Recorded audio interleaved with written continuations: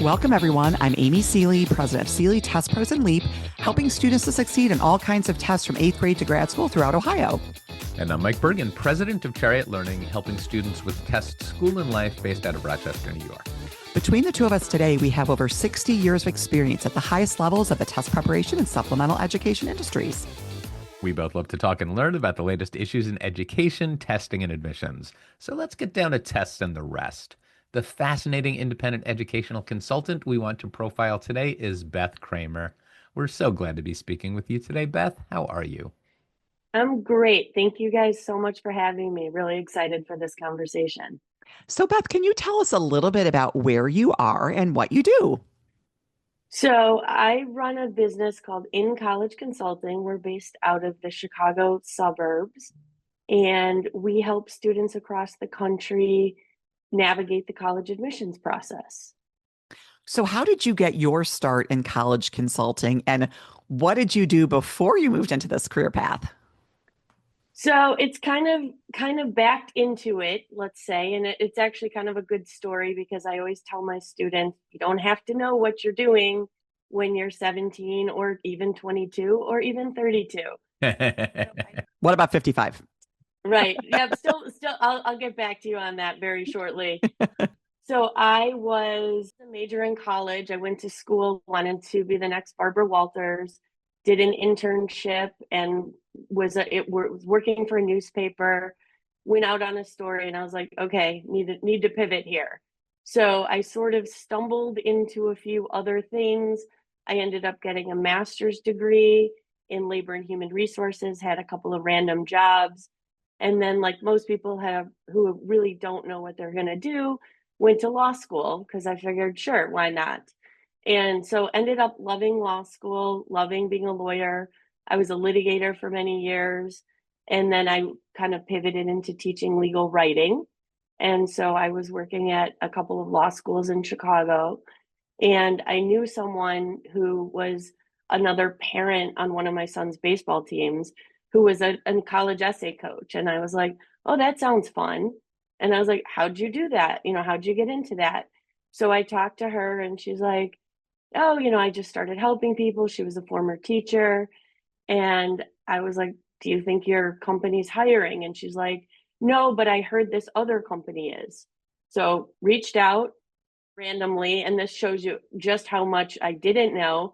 It was September. And I'm like, oh, they could probably use some help. And the woman whose name is Amy Simon, who's been a wonderful friend and mentor over the years, politely wrote me back and said, can we meet in November? And I was like, sure, okay. So met with her. She invited me to, number one, I kind of dabbled in your guys' world for a bit to be an ACT tutor. Oh, And good. That speaks well of you. That's well, and just to be clear, it was only English and reading. There was no math or science involved. As I said, I was a journalism major. I had a suspicion with the JD that, Yes. your strength was on the verbal side. Yes, absolutely. And definitely a weakness on the math side. Yeah. And so I ended up tutoring ACT and I was like, oh, this is fun. I love working with the kids. And then the next season, I started out as an essay coach. Fantastic. So what was your training like? Once you decided that you'd chosen a new path and it seemed to be promising, how did you become proficient as a college consultant? So what happened was I was working, obviously under Amy's auspices for her with her students. And my training, I hate to say it, was about an hour long. And it was Amy, me, and one other new essay coach sitting in a room. And this tells you how long ago it was, with 3-ring binders that she had made up. And we sat, and there was, she had 3-hole punched a bunch of good essays. And we went through them and we discussed why they were good. And that's when I learned about things like demonstrated interest and all of that, and then go forth and help students. And so I did. And so, it was really helpful for me to start out just being an essay, not, I shouldn't say just being an essay coach, but But doing with a just limited that. scope. Right. Yes. In your services. And Totally then fair. when you wanted to expand and do more than just support, not just, but do more than support students with their essays, how did you pursue understanding of those different aspects of the college search and application process? Yeah, so it was really sort of osmosis, learning on the job. And, as you guys know, and anybody who's probably listening to this podcast knows, it's very hard to isolate one piece, right? So when you're writing essays, you're thinking about majors and you're talking about, what you saw when you visited the college and all of those things. And Amy, like I said, was a great resource and mentor. And so I went to her and I said, I really want to help with the consulting part of this. And she's like, I've never had anybody do that before, but you'll be the first. And so, she kind of took me under her wing and gave me a few students that, she supervised and helped me kind of learn how to support them through the process. And I kind of just learned it. And, it was really, really fun for me because it was sort of the convergence of everything I loved about teaching and law and even journalism, right? You sit down and you ask a student all these annoying questions and they're looking at you like, why are you asking me these things? And, so it's kind of all of the pieces that that I really enjoyed of all of my random careers as I kind of came up. You're making me think about what I often tell people about college admissions. I talk about it as being kind of like a trivial pursuit pie. And there's all these little, the wedges, right, that make up the whole process. What's interesting to me about what you're describing, I always tell people, like, I'm one piece of the pie. That's like the test prep piece, right? I don't look necessarily at all the other pieces. But I like what you're saying is you started as that one piece of the pie, i.e., the essay, and you started to realize how kind of expanding out from there so many of the other pieces are related possibly to what you're doing. So it's kind of like your view got larger and bigger with, and then what you were able to do or want to do with students kind of grew as well, correct? Yeah, absolutely. I mean, I love that analogy. That's a great thought, So you speaking know. of these pieces of the pie, I don't know if you have a favorite, but is in terms of college consulting, do you feel like what's your favorite aspects of like working in this industry? Oh, that's so interesting. Okay. So, I mean, I'd have to say, I mean, my very favorite thing about working in the industry is the students, Mhm. right? I mean, being with the students, seeing them light up when they're talking about something that they love to do, helping them really tell their stories and figure out what makes them special, right? They're just themselves. And so often they don't realize how cool they are. And then you're talking to them and you're like, wow, that's really something. Now let's figure out how to show that, in 650 words or fewer to a college, and how to put that all together. And then the other thing I think that I really love about this job is, Amy, to your point about the, puzzle pieces or the, trivial pursuit, right? Is it's really that problem solving. Every student is different. Sure, there's similarities, but if you're figuring out, how to help guide them into what schools might be the best fit, what they really want to share about themselves, those sorts of things. So, is it possible that there's anything about college consulting that you might find frustrating or challenging? Oh no, it's the most perfect career ever. Wouldn't change a thing. Never a bad day. I'd love to say that, but I will say there are a few things, that are frustrating. I think my biggest frustration, and honestly, our entire team, we talk about this a lot, is just how difficult and unpredictable the process has gotten. I'd say really in the, 5, 6 years since the pandemic. And it's really, really heartbreaking to have to, we spend a lot of time educating families and resetting expectations. And to just sort of, you have somebody who has been working really hard, quote unquote, deserves, whatever. and, it just doesn't work out for whatever reason. And it's nothing to do with them or, the quality or their merit. And that's just, that's really tough. And I'd say, along with that, one of the biggest frustrations that I have is some of the way the process has really kind of shifted to be more focused on what's best for the colleges Yeah. versus, Hmm. what's That's a best for good the way to put it, students. right? It's clearly the admissions landscape has altered dramatically over the last 5 years, and every year it changes. And you're right that when we look at the changes, they're often based on what's good for colleges, the colleges that want to inflate their ranking by lowering their acceptance rate, the colleges that are, struggling with financial solvency and making decisions based on that. The complexity of the process explains why experts like you are needed to navigate the Right. process. Experts like us too. I mean, every piece of it, every piece of this process has become increasingly intricate. Yeah, yeah, and it's a fair point. I mean, I think in some ways, right, it's beneficial, right? There are people, when I applied to college, you just kind of sent off an application in the mail to a couple places. You didn't know what else was out there. And so the fact that the process has become much larger and more complex also increases access for people and, helps people learn about opportunities that they might not have known about. And so, it's not all bad, but, to your point, when people are like, oh, that school's letting me apply for free, it's like, it's not really so you can apply for free, Right.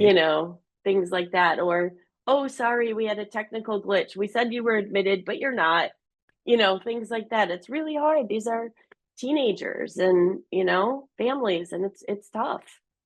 So, what insights would you like to share with current or future independent educational consultants?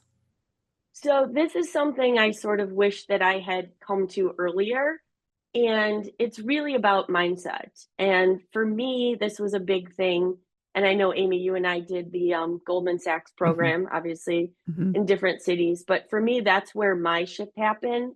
I think a lot of people go into this business because, for all the reasons that I did, right? You like kids, you like helping people, but you don't really think of yourself as running a business. Hmm. So whether you're like, my kids make fun of me, like I started out, I was a lady in my basement. And, I'm just a you tutor. know, That's right, right, you're right. just a tutor. And so, whether you're a lady in your basement and, you're just on your own or you're running a team, whatever it is, you are a real business. You have an expertise and sort of that whole imposter syndrome thing, like you have a value, you have a worth, and you should feel like you're real.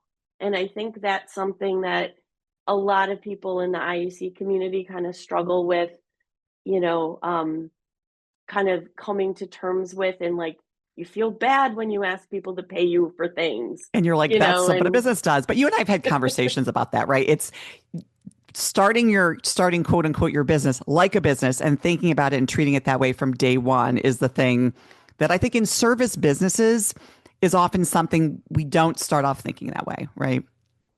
yeah, I think, and I mean, all due respect, Mike, but I think it's a lot of women, I think it's Well, there are a lot of female IECs. We definitely know that, yes, right? yes. And Yeah. I think it's a challenge. And I have a friend who's a business consultant that always says, you know, what would a man do? And it helps me, like, so don't apologize for things. And I think anyone that is sort of starting out in this field is, you can do both, right? You can be a real business and act like a business owner, but you can still be a compassionate counselor and be someone who deeply cares about your students and families. And so, one of the best pieces of advice I got is to sort of operate your business like the business you want to be, Hmm. not necessarily what you are Yeah, today. I agree. It's fantastic advice. Here's the most important question, Beth. What is something that most of your colleagues would find surprising? Okay, so this is an interesting one. I have to share two little tidbits, both of which are sort of related to college consulting, because that's why we're here talking today.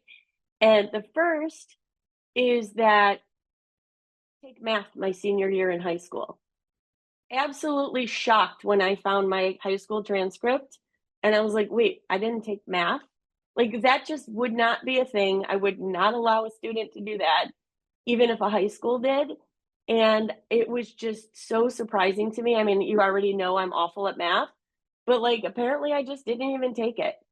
I see that all the time with students who are, if they're college bound, they're not college bound for STEM, and they satisfy their math requirement in junior year, and they do not pursue any advanced math. They're pursuing other things. But it is Right, interesting to have a year where you don't take any math, because I think most high schools, I think, actually do require No, 4. I've seen schools where you can satisfy your Oh, requirement by junior year and not have to take any math. yeah. Really? Is it like they're counting eighth grade there or just No, like just, Maybe I if they mean, started algebra like in 8th grade, maybe that's why they say they made it through the it's cycle. possible. There are ways Yeah. to do it. Yeah, gotcha. yeah, Yeah. that's Well, Beth, I would have interesting. been in that camp with you because I definitely would have wanted to avoid math senior year. Right. No, I didn't even remember that I didn't take it. Yeah. And it's then funny. my second little fun fact is that so then and by the way, I went to Northwestern. So Mhm. apparently they didn't care They still either. took you without that 4th year of math. They right. Like I don't think my students today applying to They would Northwestern not get in. would get in with that. And then the other thing is when I got there, I learned I was at the time I had gone to high school in South Carolina. And at the time I learned I was the only person in my entire class from that state. Oh, wow. So I was an early example of geographic diversity. Geographic Exactly. diversity is big, right? That's interesting. Yeah, anymore it is. I mean, certainly they look at that for sure. So my guess is that those two things in tandem worked in my favor. Hmm. You know, had I not taken math from the Chicago suburbs, maybe I wouldn't have been able to go to Yeah. Medill. So Gotcha. Yeah. Awesome. Fantastic. Beth, we could talk about you all day. Unfortunately, we are out of time. Thank you so much for joining us. thank you guys so much for having me. This was a blast. If listeners would like to get in touch with you, what's the best way for them to do that? So our business is In College Consulting, IN College Consulting, like we help you get in, easy to remember. And people can just go to our website, incollegeconsulting.com, and there's a contact us form that they can use. Awesome. We hope you enjoyed this discussion as much as we did. Be sure to join us for another fascinating topic and guest on the next Tests and the Rest. Did you enjoy this episode as much as we did? Find expanded links and more for this and all of our episodes at our show page at testsandtherest.com. While you're there, be sure to explore everything the larger TestBright site has to offer, including real, expert, unbiased answers to the toughest admissions testing questions. Of course, we'd love for you to rate, review, and subscribe to Tests and the Rest on your favorite podcast platform. If there's a topic or guest you'd like us to feature, just let us know and spread the word.